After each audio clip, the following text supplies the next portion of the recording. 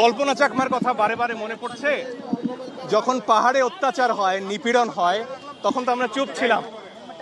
কল্পনা চাকমা অনেক আগে আমাদের বলেছিলেন যে এক সময় সমতলে এই নিপীড়ন নেমে আসবে।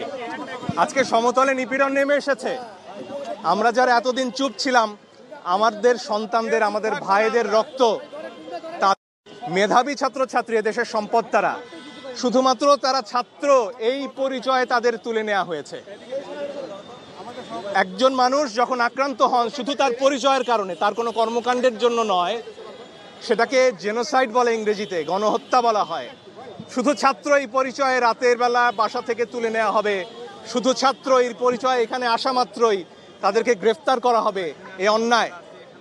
সংযুক্ত আরব আমিরাতে আমাদের যে ভাইয়েরা গ্রেফতার হয়েছেন, তাদের ব্যাপারে নাকি সরকার বলেছেন ও দেশের আইন বড় কঠিন, তাই তাদের ব্যাপারে কিছু করার নেই।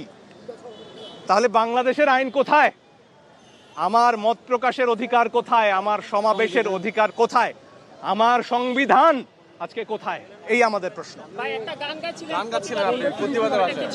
গান আজকে আমাদের মুখে মুখে, যে গানগুলো হারিয়ে গিয়েছিল, আজকে আমরা যেমন গাইছি রক্ত নিশি ভরে, তেমনি গাইছি শিকল পরা ছল, তেমনি গাইছি আমাদের প্রতিবাদের সব গান।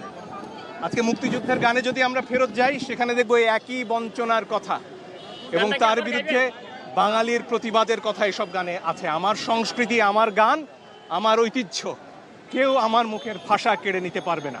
আজি রক্ত নিশি ভরে একিয়ে শুনি ওরে, কোলাহল বন্দি শৃঙ্খলে, কাহারা কারাবাসে মুক্তি হাসি হাসে, টুটেছে ভয় বাধা স্বাধীন হিয়া তলে, রক্ত নিশি ভরে।